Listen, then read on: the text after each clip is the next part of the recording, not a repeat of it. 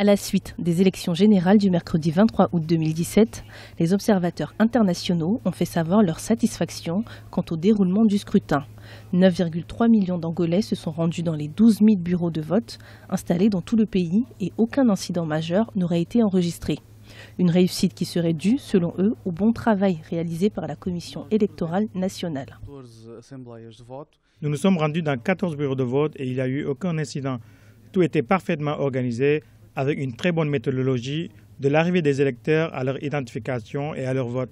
Ceci est un signe de la maturité de la démocratie angolaise et nous sommes ravis de le reconnaître. Pour le suivi des élections générales du 23 août, la Commission électorale nationale a accrédité plus d'1 millier d'observateurs, dont 240 nationaux et 1200 internationaux.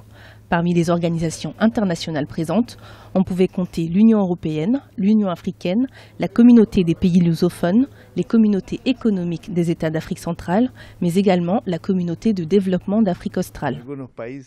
Je ne vois pas ce niveau d'activisme et d'engagement civil dans de nombreux pays, en particulier des jeunes qui ont voté en grand nombre.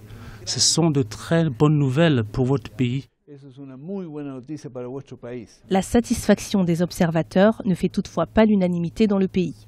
En effet, dès l'annonce de la victoire du candidat du MPLA, João Lourenço, avec plus de 64% du suffrage, l'opposition a directement accusé la Commission électorale nationale de manquer de neutralité. Selon les lois électorales du pays, les résultats finaux seront annoncés dans les 2 semaines à venir.